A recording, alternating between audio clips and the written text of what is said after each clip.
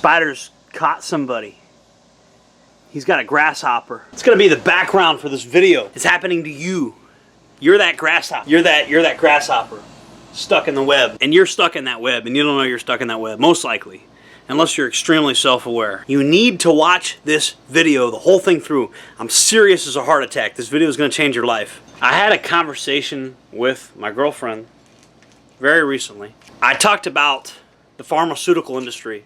I talked about the people that sell makeup, the people that sell clothes, the people that put out rap music videos. I talked about the sheriff giving the local press conference when a criminal gets arrested. I talked about the prison industrial complex. I talked about the welfare state. I talked about the free stuff they hand out. And you know what? You know what all these things have in common?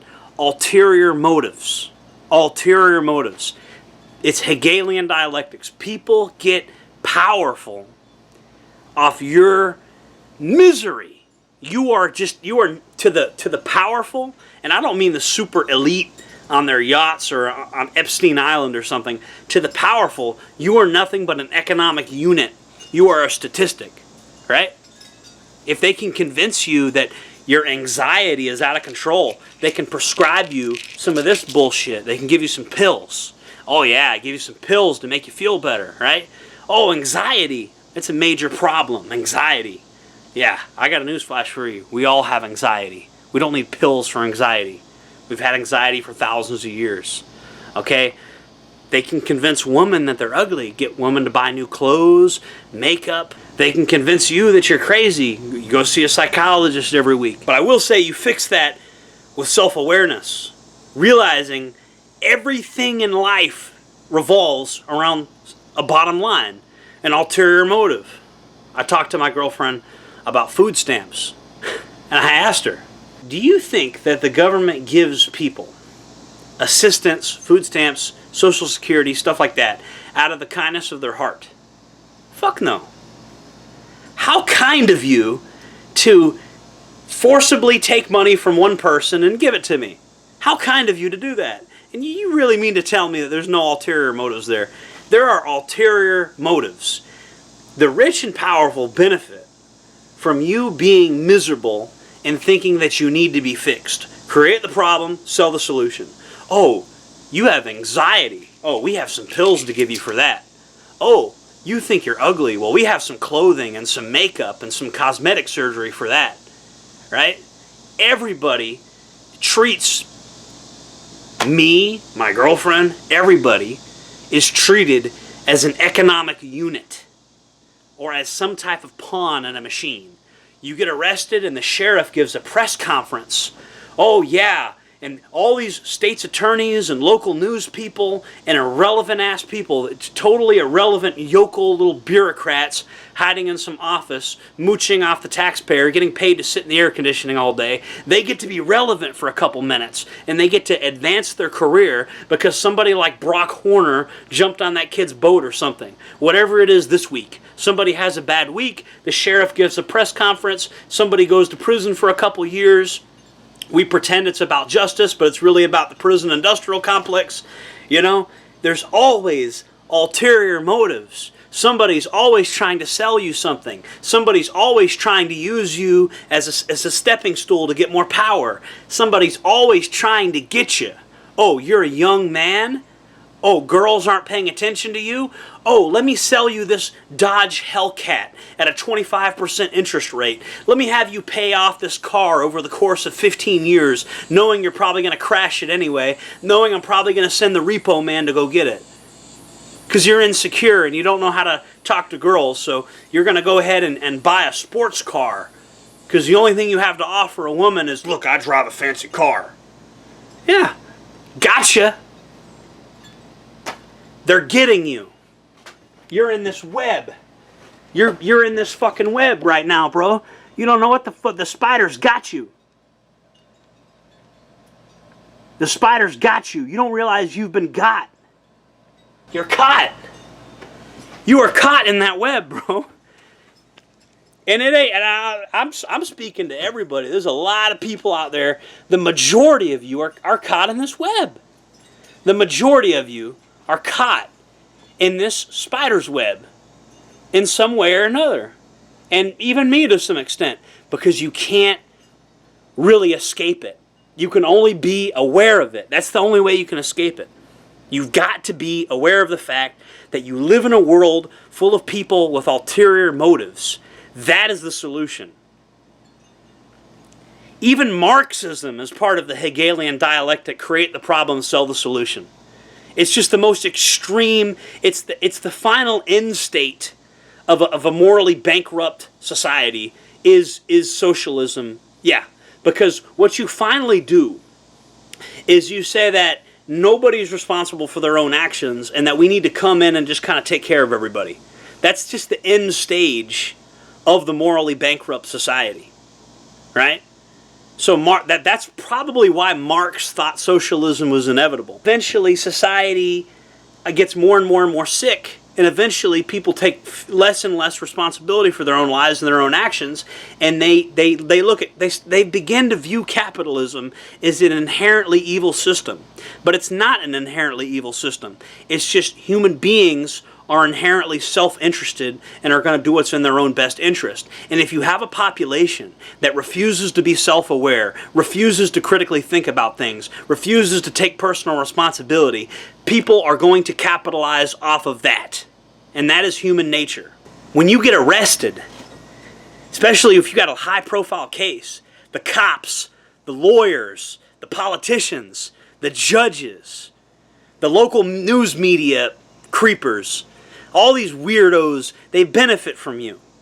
You become a cog in their machine. And then you duck and hide from the cameras like you did something wrong. And you don't even, a lot of these people that get arrested for these things don't even want to own the narrative. Brock Horner deleted his YouTube channel. He had a YouTube channel where he showed everybody his little fishing expeditions and shit, and deleted it. Can't enjoy his life because he's ashamed, and he's going to let a rage mob of internet trolls bully him forever. What kind of shit is that? That's sad. Hey Brock, come pick me up. I'll get this camera, we'll go fishing together. Get back on YouTube. Stop being chased out. You know, yeah, you did something stupid. Move on. Move on with your life, Brock Horner. Get back out there, go fishing again. Stop having arguments with teenagers. It's kind of weird. But get back out there and enjoy life. Go fishing again, Brock. You didn't kill nobody. Go out there, you made a mistake, brother. Go out there, go fishing again. Don't let a fucking internet rage mob cuck you, bro. You know what I mean? You didn't kill nobody, Brock. There's ulterior motives, guys. And that's the main takeaway from this video. Guys, you need to realize, do not get lost in the sauce about the society you live in. You're being manipulated. You're being fucked with. You men out there, they're making you buy new cars and stuff. They're putting you in mountains of debt because you want to impress girls. That's what they're doing to the men.